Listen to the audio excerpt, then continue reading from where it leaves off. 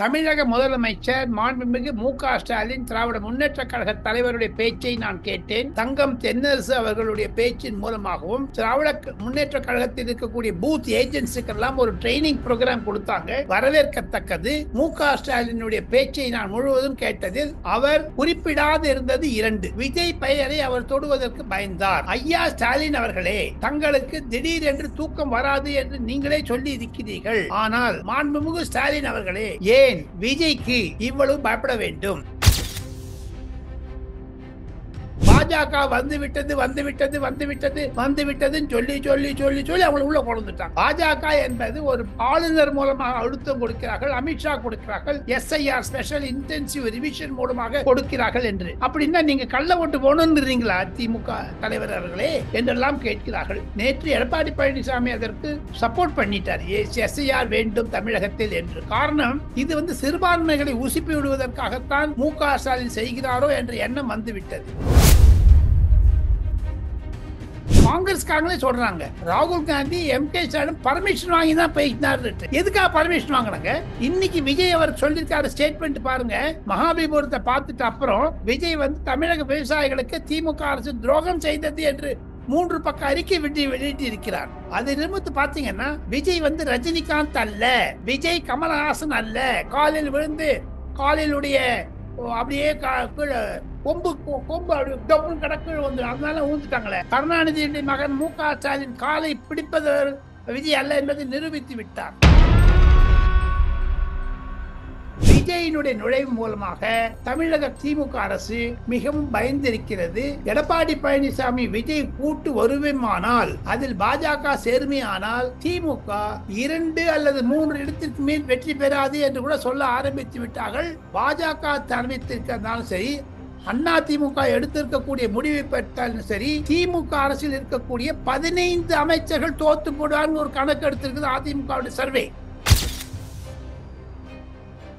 எடப்பாடி பழனிசாமி இருக்கக்கூடிய survey report openly says Duraimurugan கூட இந்த மாதிரி தோத்து போயிடுவாரு, கே.என். நேரு தோத்து போயிடுவாரு, பொன்முடி தோத்து போயிடுவாரு, டி.ஆர்.பி. ராஜா தோத்து போயிடுவாரு எல்லாம் சொல்றாங்க. காரணம் என்ன என்று கேட்டால், எந்த இடத்திலும் தகராறு நடக்காமல் இருந்த 4 சிறப்பான ஒரு ரோட் ஷோவை காண்பித்த விஜய் கரூர்ல ஒண்டி எங்க ஆக்சிடென்ட் ஆகணும், அதுக்காக தான் சிபிஐ என்கொயரி போட்டிருக்காங்க, அதுக்காக தான் எஸ்ஐடி போட்டிருக்காங்க. அதெல்லாம் வெளில வந்ததுன்னா என்ன ஆகும்? அது யாராவது மோப்பம் முடிச்சு கண்டுபிடிச்சு அதுல நான் கேள்விப்படுவது, நவம்பர் முதல் வாரத்தில் அஜய் ரஸ்தோகி அவர்கள் இந்த 2 சிபிஐ ஆபீசர்களுடன் தமிழகத்திற்கு கரூருக்கு வர இருக்கிறார்கள். அப்பொழுது விஜய் நேரில் சென்று அவர்களை சந்தித்து ஒரு ரகசிய கடிதம் தர இருக்கிறார். அதில் தனக்கு கேள்விப்பட்டதை குடிப்பார். அதன் மூலம் கரூரில் இருக்கக்கூடிய ஒரு முக்கிய புள்ளி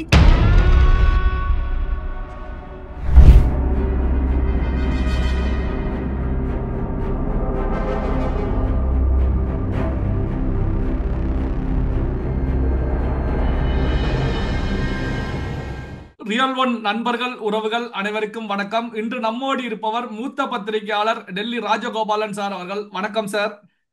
நமஸ்காரம் பா. நமஸ்காரம். சார், நேற்று விஜய் அவர்கள் மகாபலிபுரத்துல கரூர் சம்பவத்துல பாதிக்கப்பட்ட குடும்ப உறுப்பினர்களை வரவழைத்து நேர்ல சந்திச்சாங்க. அழுது தன்னுடைய ஆதங்கத்தை வெளிப்படுத்துறாங்க. மன்னிப்பு கூட கேட்டதாக செய்திகள் வெளியாகி இருந்தது. அதே இடத்துல இன்று தமிழக முதலமைச்சர் ஸ்டாலின் அவர்கள் பேசியிருக்காங்க. சோ இந்த விஷயத்தை எப்படி சார் பாக்குறீங்க? தமிழக முதலமைச்சர் மாண்புமிகு மு.க. ஸ்டாலின் திராவிட முன்னேற்ற கழக தலைவருடைய பேச்சை நான் கேட்டேன். இன்று காலை 28ஆம் தேதி அக்டோபர் மாதம் காலை 12 மணிக்கு அவர் பேசத் தொடங்கினார். தங்கம் தென்னரசு அவர்களுடைய பேச்சின் மூலமாகவும் திராவிட முன்னேற்ற கழகத்தில் இருக்கக்கூடிய பூத் ஏஜென்ட்ஸுக்கெல்லாம் ஒரு ட்ரைனிங் ப்ரோக்ராம் கொடுத்தாங்க. வரவேற்கத்தக்கது. மு.க. ஸ்டாலினுடைய பேச்சை நான் முழுவதும் கேட்டதில் அவர் குறிப்பிடாது இருந்தது இரண்டு. விஜய் பெயரை அவர் தொடுவதற்கு பயந்தார். நீட்டை பற்றி ஒரு வார்த்தை சொல்லவில்லை. ஐயா ஸ்டாலின் அவர்களே, தங்களுக்கு திடீரென்று தூக்கம் வராது என்று நீங்களே சொல்லி இருக்கிறீர்கள். ஆனால் மாண்புமிகு ஸ்டாலின் அவர்களே, ஏன் தாங்கள் விஜய்க்கு இவ்வளவு பயப்பட வேண்டும்? போதாத குறைக்கு பாஜக வந்து விட்டதுன்னு சொல்லி அவங்களை உள்ள கொண்டுட்டாங்க. பாஜக என்பது ஒரு ஆளுநர் மூலமாக அழுத்தம் கொடுக்கிறார்கள், அமித்ஷா கொடுக்கிறார்கள், எஸ்ஐஆர் ஸ்பெஷல் இன்டென்சிவ் ரிவிஷன் மூலமாக கொடுக்கிறார்கள் என்று. அப்படின்னா நீங்க கள்ள ஓட்டு போகணும்ன்றீங்களா திமுக தலைவர் அவர்களே என்றெல்லாம் கேட்கிறார்கள். நேற்று எடப்பாடி பழனிசாமி அதற்கு சப்போர்ட் பண்ணிட்டார். எஸ்ஐஆர் வேண்டும் தமிழகத்தில் என்று. காரணம், இது வந்து சிறுபான்மைகளை உசுப்பி விடுவதற்காகத்தான் மு.க.ஸ்டாலின் செய்கிறாரோ என்ற எண்ணம் வந்துவிட்டது. ஏங்க, ஆனானப்பட்ட எஸ்ஐஆர் யாத்திரையில இவர் போயிட்டு வந்தாரு பீகாருக்கு, ஸ்டாலின் அவர்கள் ராகுல் காந்தியுடன் இருந்தார். அங்க அந்த ஓட்டு பாச்சா பழிக்கிறீங்களே சார். எப்படிங்க எஸ்ஐஆர் இந்த கள்ள வாக்கு இருந்ததுன்னு சொல்றாங்களே, இருக்குன்னு சொல்றாங்களே. அப்ப நீங்க திமுக 2021 24 ஜெயிச்சத 2019 ராகுல் காந்தி பிரதமராக முன்னிறுத்தினீங்களா? அப்பெல்லாம் கள்ள ஓட்டு போட்டீங்களா சார்? 8 கோடி தமிழர்கள்லாம் கள்ள ஓட்டு போட்டாங்களா சார்?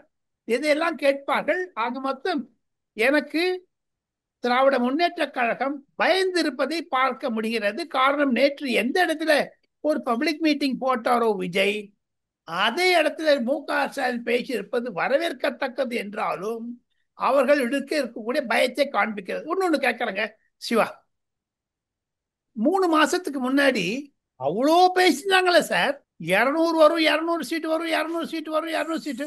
எங்க சார் அது இது மறந்து போச்சு. இப்ப அது அந்த 200ங்கிறது ஏன் சார் சொல்ல மாட்டேங்கிறாங்க? இன்று காலை சில பத்திரிகைகளில் படித்தேன், காங்கிரஸ்காரர் திருமண விழாவில் மு.க.ஸ்டாலின் நம்ம ராகுல் காந்தி படேபாய் என்று சொல்லியிருக்கிறார், பெரிய அண்ணன் என்று சொல்லுவாராம் ஸ்டாலினை. அதை பற்றி அவர் குறித்திருக்கிறார். தமிழகத்தில் இருக்கக்கூடிய சோட்டாபாய், செல்வ பெருந்தகையும் அழகிரியும் திருநாவுக்கரசும் மாணிக் தாக்கூரும் மு.கருணாநிதி மதிப்பது இல்லைங்க. ஏங்க அது அந்த காங்கிரஸ்காரன் கல்யாணத்துக்கு ஏங்க திமுக அண்ணா அறிவாலயத்தில் வச்சிருந்தாங்க? ஒரு காங்கிரஸ்காரன் போகவே இல்லை. ஆக மொத்தம் காங்கிரஸ் தீர்மானம் போட்டாலும் கூட, திமுக காங்கிரஸ் அலையன்ஸ் கண்டினியூ ஆகுது சொன்னாலும் கூட ஒரு சந்தேகம் இருக்கத்தான் செய்கிறது. காரணம், ராகுல் காந்தியிடம் இருந்து சொல்லாத வரையில் இது பற்றிய நிலைமை என்ன தடால்னு தேஜஸ்வி யாதவ் பிரஸ் கான்ஃபரன்ஸ்ல ராகுல் காந்தி ஆப்சென்ட் ஆயிட்டார். இல்ல, டெல்லியில இருந்தாரு, பாட்னாக்கு போல இல்ல. அதே மாதிரி மு.க.ஸ்டாலினுக்கு அழ வச்சாருன்னா என்ன பண்ணுவாரு தேர்தல் சமயத்துல? இன்னமும் நான் சொல்றேன், அபிஷேக் மனு சிங்கி என்ற வழக்கறிஞர் ஆதவ் அர்ஜுனா கேஸுக்கு வந்திருக்காரு. அதுவே ஒரு நிலை மாற்றம் பார்க்கிறேன் நான். எந்த அபிஷேக் மனு சிங்கி திமுக அரசுக்கு எஸ்ஐடி மூலமாகவும் சிபிஐ மூலம் வாங்கி தர முடியாத ஒரு தவள நிலையில் இருந்தாரோ அவரே போய் இவங்க வச்சிருக்காங்களே, என்ன அர்த்தம் தெரியலையே. ஸோ ஆக மொத்தம் இதெல்லாம் வச்சு பார்த்தீங்கன்னா உங்களுக்கு ஒரு ஒரு மாறுதலை பார்க்க முடிகிறதுங்க. சார், இப்போ தமிழக முதலமைச்சர் ஸ்டாலின் அவர்களுடைய பேச்சு, அதாவது வந்து என்னுடைய சகோதரர் தான் ராகுல் காந்தி, நான் வந்து யாரையுமே சகோதரர்னு இது வரைக்கும் பேசுனது கிடையாது. காரணம் என்ன அப்படின்னா வந்து என்ன வந்து மை டியர் பிரதர் அப்படின்னு சொல்லித்தான் ராகுல் காந்தி இது வரைக்கும் அழைச்சிக்கிட்டு இருக்காங்க. அதனாலதான் இந்த சகோதரர் அப்படிங்கிற ஒரு அடையாளத்தையே நான் சொல்லி கூப்பிடுறேன் அப்படிங்கிற கருத்துக்களை முன் வச்சாங்க. திடீர்னு முதல்வர் மு.க.ஸ்டாலின் அவர்கள் இது போன்ற கருத்துக்களை முன்வைக்கிறாங்க அப்படின்னா, காங்கிரஸ் கட்சிக்குள்ள தமிழகத்துல ஒரு உட்கட்சியில வந்து திமுக கூட்டணியை விட்டு வெளியேற வேண்டும் அப்படிங்கிற மோதல்கள் ஒரு பக்கம் சென்றுகிட்டே இருக்கு. இதற்கு ஃபுல் ஸ்டாப் வைக்கக்கூடிய வகையில தான் முதல்வர் ஸ்டாலின் அவர்கள் இது போன்ற கருத்துக்களை முன்வைத்தார்களா? இதனுடைய பின்னணி என்ன சார்? பின்னணி வந்து ராகுல் காந்தியிடம் ஏன் விஜய் பேசினார், அந்த ஒரு கிசுகிசுக்கள், ஸ்பெகுலேஷன், வதந்திகள் அதிகமாக பரவிவிட்டது. காங்கிரஸ்காரங்களே சொல்றாங்க ராகுல் காந்தி எம்.கே. ஸ்டாலின் பர்மிஷன் வாங்கி தான் பேசினார். எதுக்காக பர்மிஷன் வாங்கினாங்க? இன்னைக்கு விஜய் அவர் சொல்லியிருக்காரு ஸ்டேட்மெண்ட் பாருங்க. மகாபலிபுரத்தை பார்த்துட்டு அப்புறம் விஜய் வந்து தமிழக விவசாயிகளுக்கு திமுக அரசு துரோகம் செய்தது என்று 3 பக்க அறிக்கை வெளியிட்டு இருக்கிறார். அது நிமித்து பார்த்தீங்கன்னா விஜய் வந்து ரஜினிகாந்த் அல்ல, விஜய் கமலஹாசன் அல்ல. காலில் விழுந்து காலிலுடைய அப்படியே கீழே கொம்பு அப்படி கடக்கு வந்து அதனால ஊந்துட்டாங்களே. கருணாநிதியுடைய மகன் மு.க.ஸ்டாலின் காலை பிடிப்பது விஜய் அல்ல என்பதை நிரூபித்து விட்டார். அதை வைத்து பார்த்தால் ஏன் மு.க.ஸ்டாலின் அவர்கள் இன்னமும் ஒரு விதமான நிலைப்பாட்டை எடுக்காமல் இருக்கிறார் என்று தெரியவில்லை. 200 சீட்டு சொல்லுகிறாரே தவிர அந்த 200 சீட்டை பற்றி ஜெயிப்போம் என்று சொல்வதற்கு ஒன்றும் அவரால் முடியவில்லை. போதாது வரைக்கும் அந்த மகாபலிபுரத்தில் நடந்த திமுக மீட்டிங்ல வந்து ஒரு ரெக்வெஸ்ட் பண்ணியிருக்காருங்க, ஒரு ஆணையிட்டு இருக்காருங்க. எப்படி அமித்ஷா அவர்கள் திமுக அரசை வேரோடு பிடுங்கி எறிவோம் என்று சொன்னாரோ அதற்கு பதிலாக பாஜகவில் ஒரு எம்எல்ஏ தமிழ்நாட்டில் விடக்கூடாது என்று சபதம் எடுத்திருக்காங்க அந்த மகாபலிபுரம் கூட்டத்துல. அது பாஜக கண்டு எங்க சார் பயப்படுறாங்க? இப்ப பாருங்க, முதல்ல பாஜக பாஜக இப்ப விஜய்க்கு பயப்படுறாங்க. அண்ணா திமுக வந்து அதிமுக என்பது அமித்ஷா திமுக. ஆக மொத்தம் அறிஞர் அண்ணாவிற்கு திமுகவே ஒரு இழப்பை கொடுக்கிறதா? நெகட்டிவா பேசுறாங்களா? அண்ணா இருக்கிற இடத்தை எப்படி அமித்ஷாவுக்கு கம்பேர் பண்ண முடியும் சொல்லுங்க பார்ப்போம் என்பதுதான் கேள்வி. சார், இந்த கரூர் இன்சிடென்ட்டுக்கு பிறகு விஜய் அவர்கள் வந்து அரசியல் குறித்த எந்த ஒரு கருத்துக்களையுமே தெரிவிக்காம இருந்தாங்க. நீங்க சொல்றது போலதான் சற்று முன் 3 பக்க அறிக்கை வெளியிட்டிருக்காங்க. இந்த அறிக்கையை பொறுத்த வரைக்கும் டெல்டா மாவட்டங்கள்ல நெல்மணிகள் இந்த மழையின் மூலமாக வீணாகி போயிருக்கிறது. சரியான விதத்துல சரியான நேரத்துல அரசாங்கம் கொள்முதல் செய்யல. இதுதான் காரணம். திமுக அரசு வீட்டுக்கு செல்வது உறுதி அப்படின்னு சொல்லி ஒரு தாக்குதலை விஜய் அவர்கள் நடத்தி இருக்காங்க. அப்போ வந்து பாத்தீங்கன்னா இது திமுக மட்டத்துல எப்படி சார் ஒரு கலக்கத்தை ஏற்படுத்தி இருக்குமா? விஜய் மீண்டும் கண்டிப்பாக கண்டிப்பாக இதைத்தானே வேண்டுமென்றே தமிழக ஊடகங்கள், புதிய தலைமுறையாகட்டும், தினத்தந்தி ஆகட்டும், நியூஸ் 18 ஆகட்டும், யாருமே அதை பற்றி போடவே இல்லை. அதை போடுவதற்கு பயப்படுறாங்க. விஜய் என்று சொன்னாலே புதிய தலைமுறை மாதிரி அரசு கையில் எடுத்துருவாங்களோன்னு பயம் இருக்குது தினத்தந்திக்கு. ஆக மொத்தம் தமிழகத்தில் யூடியூப், குறிப்பாக ரியல் ஒன், சிவா, ராஜகோபால் பேசுவதை அதிகமாக பார்க்கிறார்களே தவிர தமிழக தொலைக்காட்சிகளை பொதுமக்கள் பார்ப்பது கிடையாது. காரணம் என்ன என்று கேட்டால், விஜய் என்ற பெயர் வந்தாலே தமிழ்நாடு அரசாங்கம் துண்டிக்கிறது அத்தை அந்த தொலைக்காட்சி. ஆக மொத்தம் பொதுமக்களுக்கு விஷயத்தை இருட்டடிப்பு செய்ய வேண்டும் என்று தமிழக ஊடகம் பாருங்க. தமிழக ஊடகங்கள் ராத்திரி 8 மணிக்கு விவாதத்தை பார்த்தா இந்த 3 மாசத்துலங்க திருப்பி திருப்பி எடப்பாடி பழனிசாமி, பாஜக, விஜய், திமுகவில் இருக்கக்கூடிய அவல நீரை பற்றி பேசுவது கிடையாது. தமிழகத்தில் திராவிட முன்னேற்ற கழகம் சொன்னார்களே, யூனிவர்சிட்டி கிராண்ட்ஸ் கமிஷன் பற்றி கோவை செழியன் அவர்கள் தமிழகத்தில் அசெம்பிளியில் ஒரு மசோதாவை கொண்டு வந்து தனியார் பல்கலைக்கழகத்திற்கு 100 ஏக்கர் இருந்தா வேண்டாம், 25 ஏக்கர் இருந்தாலே நாங்கள் அனுமதி தருவோம். அதை தவிர 15% அந்த எக்கனாமிக் பேக்வேர்டுக்கு அந்த கோட்டாவை எடுப்போம், வாபஸ் பெறுவோம் என்ற மசோதாவை கொண்டு வந்தாங்களே, அதை பற்றி எங்க காங்கிரஸ் தலைவர் செல்வ பெருந்தகையோ, கம்யூனிஸ்ட் கட்சி தலைவர்களோ, மதிமுகவோ, கம்யூனிஸ்ட் கட்சியுடைய இந்த சிபிஐயோ, விடுதலை சிறுத்தை கட்சி கண்டனம் தெரிவிக்கிற தனியார் மசோதா. அதை தவிர இன்னொன்று சொன்னார் ஸ்டாலின் அவர்கள், அமாஸ் பாலஸ்தீனை பற்றி தமிழக சட்டமன்றத்தில் ஒரு எதிர் தீர்மானம் போடுவோம். அது அப்படியே போயிடுச்சு. அது தீர்மானம் இல்லவே இல்லை. ஆக இந்த 2 விஷயத்தையும் யூட்டர்ன் எடுத்தது தமிழக அரசாங்கம். இதையெல்லாம் வைத்து பார்த்தால் விஜயினுடைய நுழைவு மூலமாக தமிழக திமுக அரசு மிகவும் பயந்திருக்கிறது.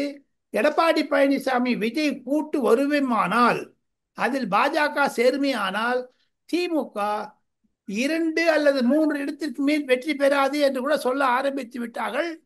பாஜக தெரிவித்திருக்கிறதாலும் சரி, அண்ணா திமுக எடுத்திருக்கக்கூடிய முடிவை பெற்றாலும் சரி, திமுக அரசில் இருக்கக்கூடிய 15 அமைச்சர்கள் தோத்து போடுவார்னு ஒரு கணக்கு எடுத்திருக்குது அதிமுக சர்வே. அது எதை குறிப்பிக்கிறது?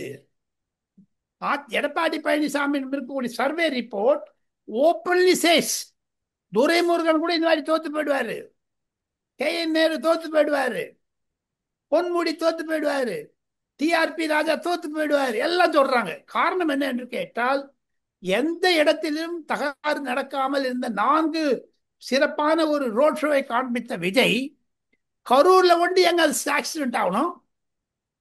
அதுக்காக தான் சிபிஐ என்கொயரி போட்டிருக்காங்க, அதுக்காக தான் SIT போட்டிருக்காங்க. அதெல்லாம் வெளில வந்ததுன்னா என்ன ஆகும்?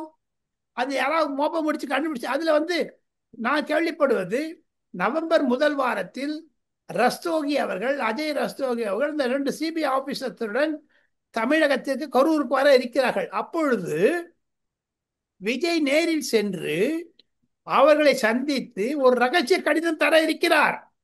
அதில் தனக்கு கேள்விப்பட்டதை குடிப்பார்.